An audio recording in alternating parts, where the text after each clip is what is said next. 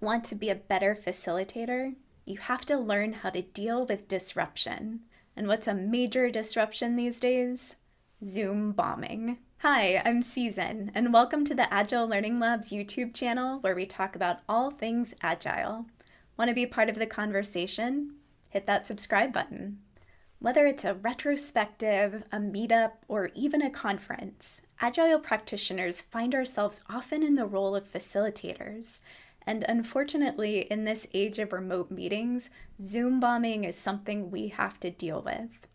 We'll share some tips to help you prevent Zoom bombing before it happens and what to do if it does happen.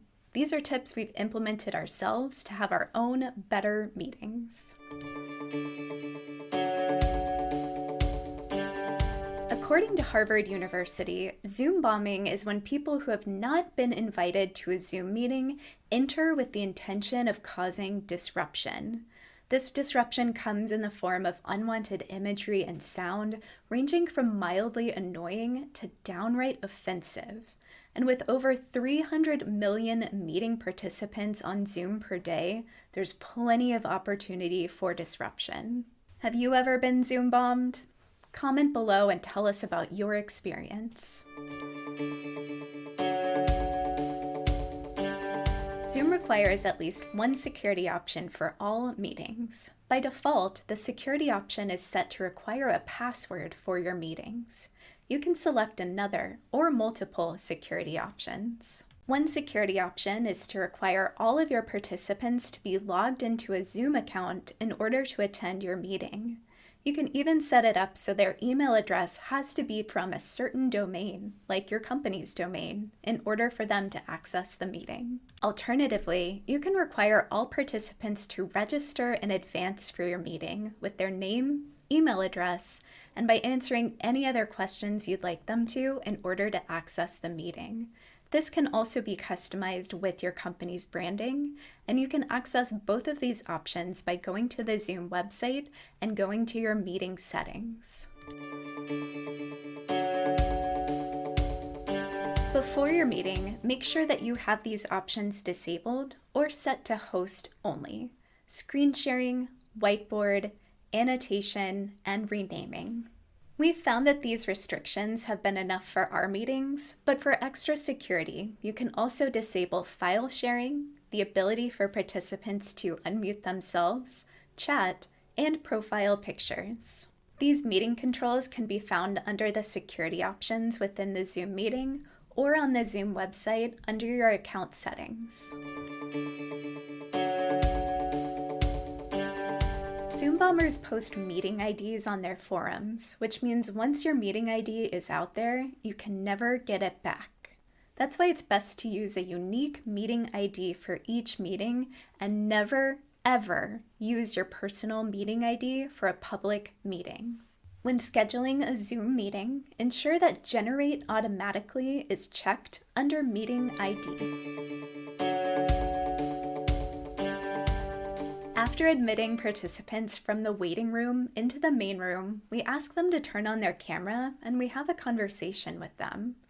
After we verify their intentions to the best of our ability, we then admit them into a separate breakout room which has all of our verified attendees. After about 10 minutes, we dissolve the breakout room and everyone goes back into the main room. You can enable a waiting room by signing into the Zoom website and navigating to your security settings. You can even customize the waiting room with a personalized message and your company's branding. To set up a breakout room, use the breakout room function in the Zoom meeting. Once everyone is back in the main room together, we then lock the meeting. This prevents anyone from joining the meeting and causing any disruptions after the meeting has started. You can lock meetings using the security function within the Zoom meeting.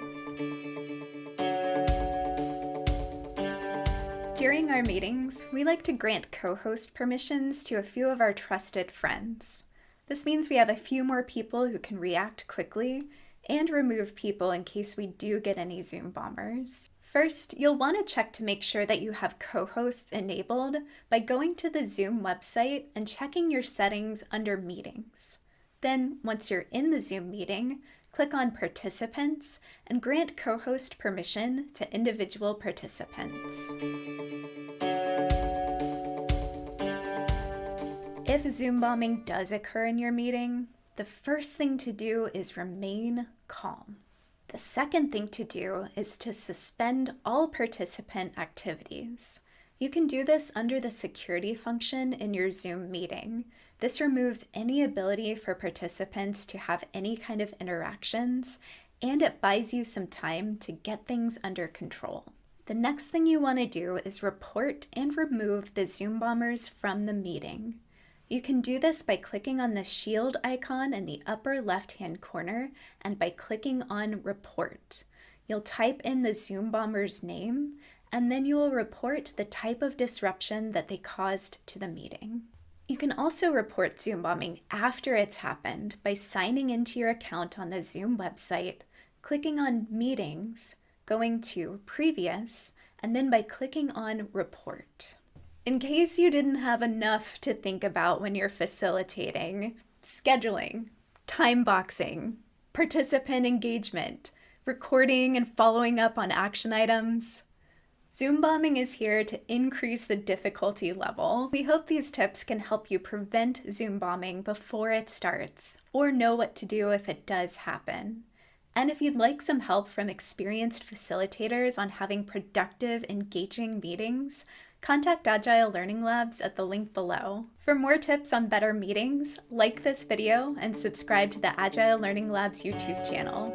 Thanks for watching.